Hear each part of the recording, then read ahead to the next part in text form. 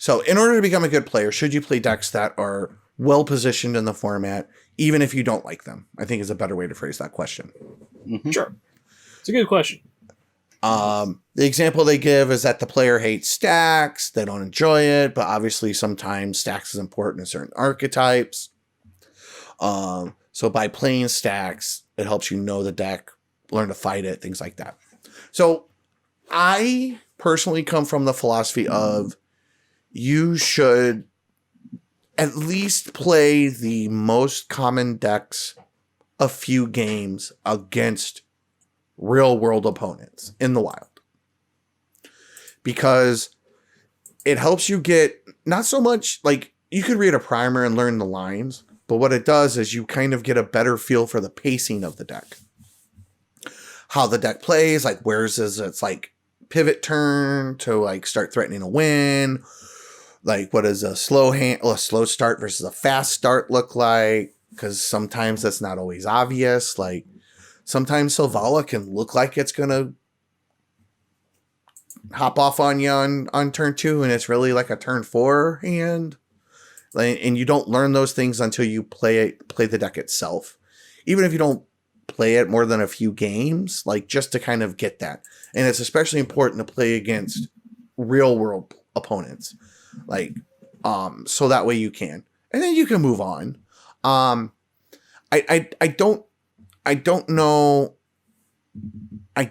if you should just play like every stacks deck or every storm deck or every mid range or every, whatever. Like, but I definitely think you should get a feel for a lot of them, especially if it's a deck you play against often. Like if you have somebody who always plays Anala in your play group, like that's their thing. That's what they always play. You should play at least some amount of Anala to be able to tactilely know how the deck runs and how to disrupt it, as an example. And with the prevalence of proxies, particularly in CDH,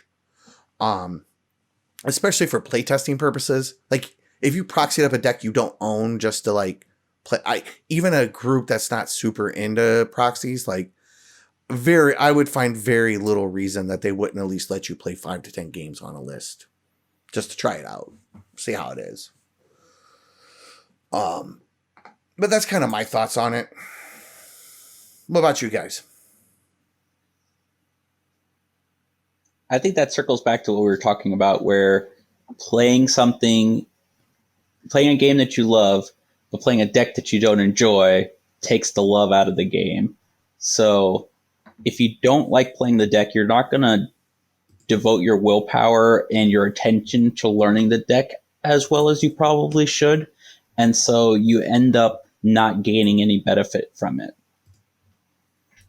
Right. Like, sure, you learn how the deck functions, but do you really know it well enough to play against it, where if you played a deck you actually enjoyed, you felt compelled to watch videos on it and gameplay information on it and read the primers on it, and then played against those decks that you don't enjoy? Are you going to learn those decks better playing against them with a deck you enjoy, or are you going to learn it playing with that deck and you're like, oh, this sucks, I don't like it, blah, stacks?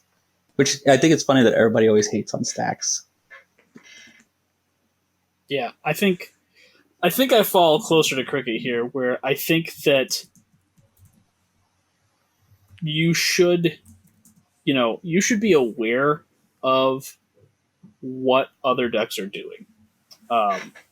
So if there's a deck that's really prevalent in your local meta, you should look into it, figure out what it does, look over the primer if there is one.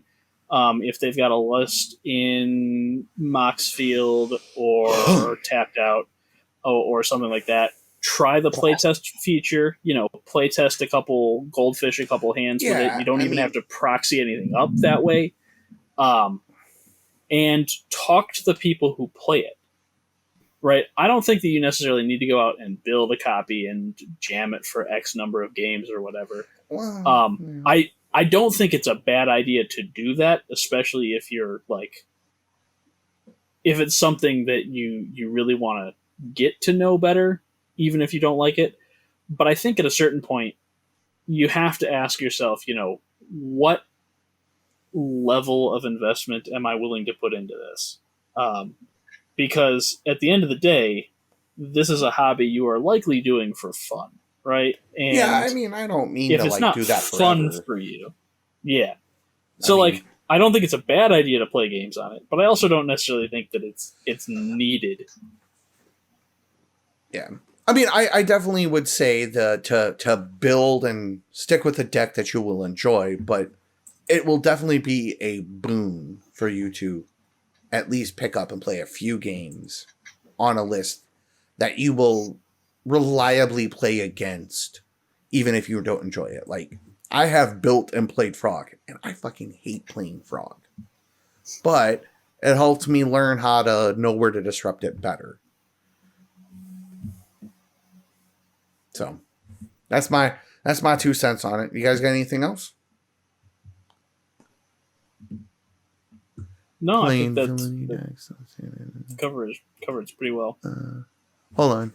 I think there is a difference between playing villain decks in standard on Arena, where the economy is way more forgiving than IRL, and playing EH games. I actually think the economy in Arena is particularly unforgiving, but that's I mean- a separate issue entirely. I also have an issue with the term villain decks. There is no villain deck, right? This is the thing. People enjoy playing different things. That's good.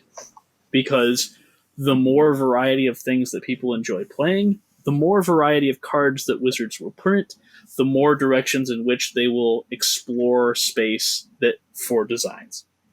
Right? If everybody just wanted to jam plastic dinosaurs into each other, we could play Plastic Dinosaurs the game, but I don't really want to do that. Tegrid is a villain deck. Nice meme, Josh. Nice meme. Turgid is great. Unless you're talking about standard, then I have no idea. I don't know standard either. I'm We only don't play extrapolating standard for in this Commander. house. This is a Wendy's, sir. Oh, right. Oh, in the poker sense of like the decks your opponents play. Yeah. Well, and I just think that like it helps you learn the meta better. I don't think it's an absolute thing, but I think if you're really like trying to like, for a lack of a better term, do what the pros do, like that's what people do when they train for the Pro Tour, is they play all of the meta decks and then they play against all of the meta decks. Then they figure out what players in their testing pool plays those decks better, and then that player plays that deck against all of the decks they're testing when they're in their little house isolated for a month or 2 weeks before the Pro Tour. Listen, I don't have that kind of time. I didn't say everybody did, but it probably wouldn't hurt you to play a couple of games on Frog, would it? Grixis for life. So Turgid is a deck that has to be completely shut down, or King makes the Gilded Drake player. That's a villain deck. Nah. There are lots of decks where you either have to remove something or not. Like that's just part of the game. Josh is memeing. That's fine. The real villain, I went too far. There are villain decks. The real villain is, of course, the person who maliciously plays a mismatched power level deck at a table.